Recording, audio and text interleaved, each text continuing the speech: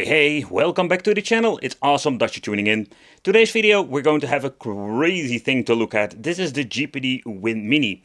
But when this first released model came out, I was not really intrigued by it because I had some double feeling about this. The first release models of GPD were quite huge, and with this Win Mini they did a lot of improvement in combination with the size. GPD is a company I had, let's say, owned a couple of those devices. Most of them were Android based, and I can tell you the Android versions, I really loved them, simply because they were very nice premium quality. And another thing, that is one of the reasons I also wanted to check it out.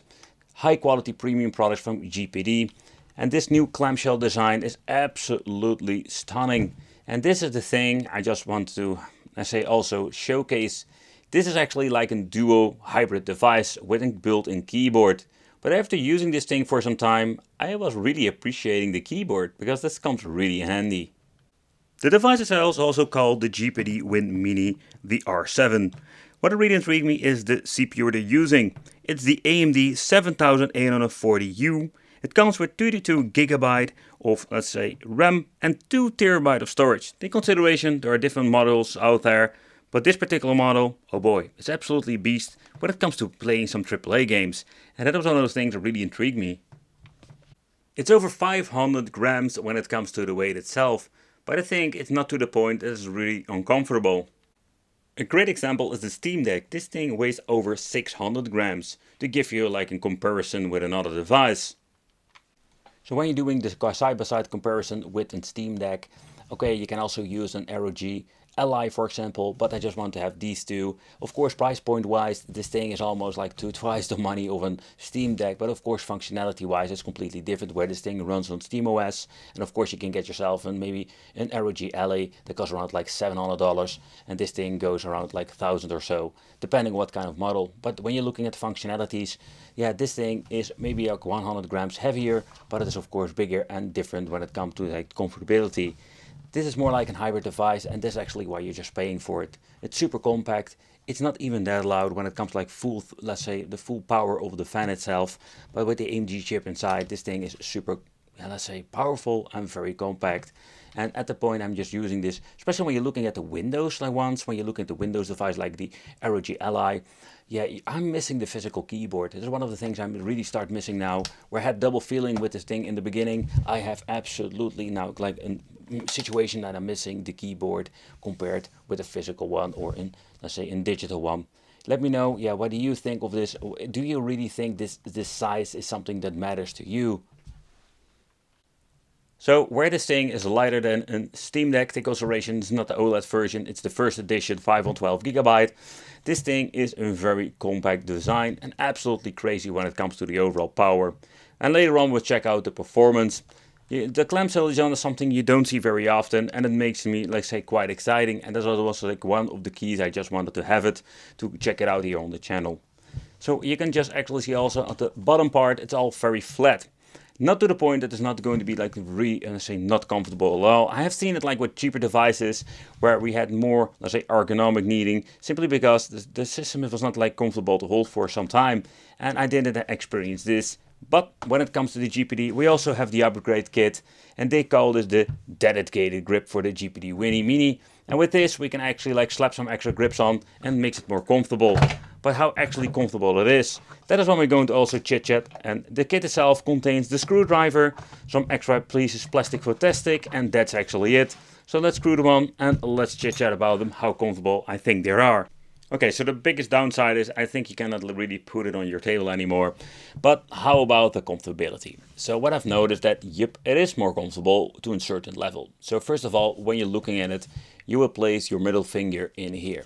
So holding it, it's kind of interesting, because normally you're basically like gripping around the device itself, and now you're actually just holding the grips at the side.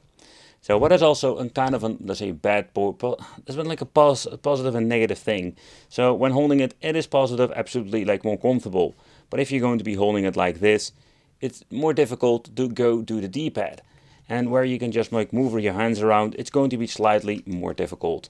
So you're just going to be using the slider joysticks and just using the accelerate at the back. Yep, everything looks great. But what I'm going to do now, close it up and remove them. I just want to give you my own honest opinion about these things, because when you're looking at, let's say, the overall, let's say, experience without them, that was also not bad at all. But don't get me wrong, these things are absolutely awesome, and it's absolutely a cool addition to the device, especially when you're holding them and just using the thumbs. So, but for the video, I just want to continue using the device without the extra grips, because I've been testing this thing for some time now without.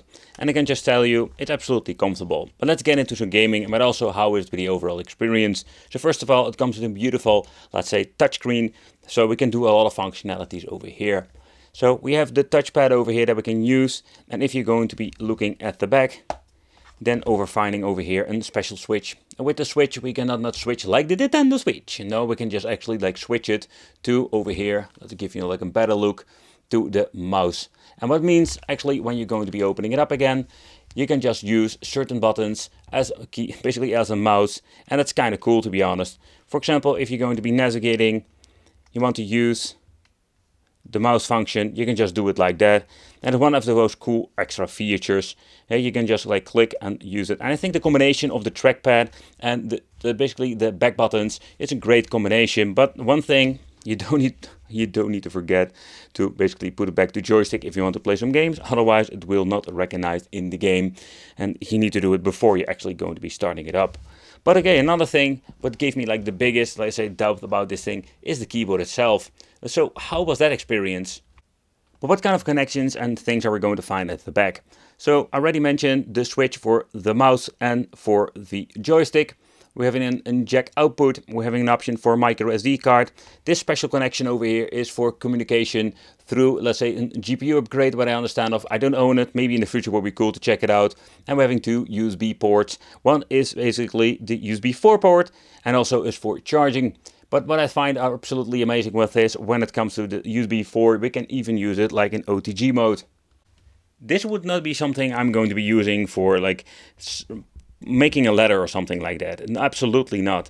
This is a very strange overall, let's say, experience using my only two fingers, like putting in over here. But it is very easy if you just want to say, hey, I want to just do a quick, like say, search. It's so much easier to have in a virtual keyboard and using that. So for that way, I think this is absolutely an great addition when it comes to the overall game, let's say the gaming experience, but also the functionality. In the future, we don't need to forget, of course, of the keyboard, that it comes with a very cool light up feature. And in the dark, it's a very nice addition to it. But how does the clamshell design itself work? So I noticed that the hinge is quite, let's say, having a lot of resistance. So you need to put a lot of force in it to basically move it around. And of course, that's a good point. So you can just even put it to a certain point, almost like completely horizontal. So if you're going to be moving around, and I can tell you, we just go to a certain point over here, we're finding a middle point where it's going to be like, I'm gonna say locked, but you can just feel you need to put in a little bit more resistance to close it up. But this combination, where I really love with this clamshell design, because when it comes to, let's say, the size, is such a big difference.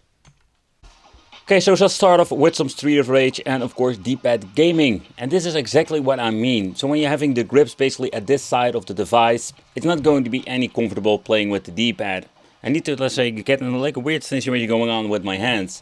But what I'm actually doing is putting my middle finger underneath over here and just holding it like this. And this is quite comfortable. I already mentioned before, when you're looking at the D-pad and how I need to hold it and actually how it feels, it's absolutely not bad. But what you need to take consideration is that when you're actually playing this, the combination also with the rumble function inside the thing is absolutely great. Audio wise, I must say that I was quite surprised how good the overall quality of the audio is. But it has been set to the loudest setting and it doesn't go that loud. Not disappointing,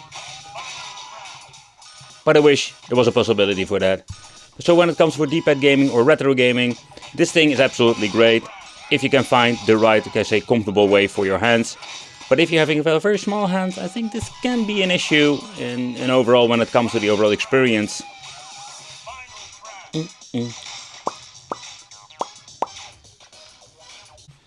So one of the games I've played most on this device is just Forza Ryzen. And I'm just flabbergasted at the settings configuration. The combination also with the rumble function is such a cool experience. And not to forget the very nice triggers. that will give you like the perfect experience when accelerating or braking. It's not the same craziness like in PlayStation 5 with the feedback. I'm not really missing this now at the moment, but just playing this is so much fun. It looks amazing, still even on a mix of medium and high setting. Of course, it's absolutely a miracle I can actually play this. And another thing I've noticed, I've been playing the game also with friends, and people are all saying the same thing. When just playing this, the audio is not super loud, but the overall quality is so high, I can just really enjoy it this way. Enjoying the Boxster engine of my Subaru WRX, it's absolutely amazing.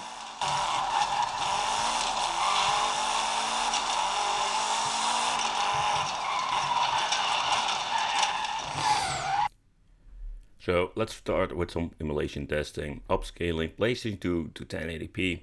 I just want to keep it safe. Take consideration, of course, if you're going to like doing this portable, it's going to be pulling more wattage from the battery. But at this point, I think the overall performance for 1080p is quite nice, and I think I can even upscale it if we want to. Fight!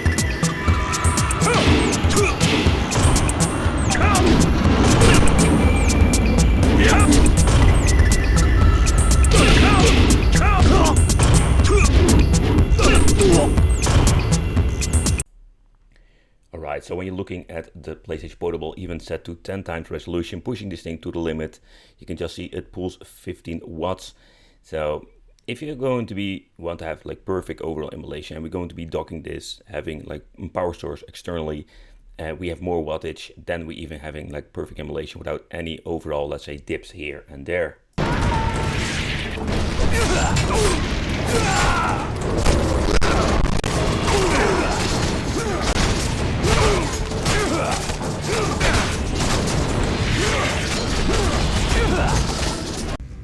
I can hide that.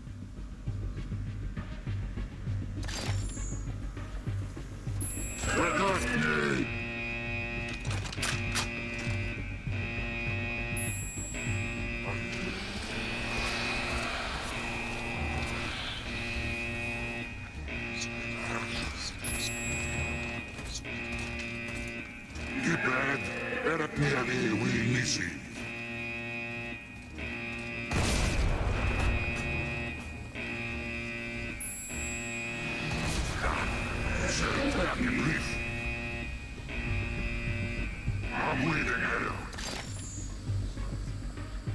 Let it off and it's not me. Let me live.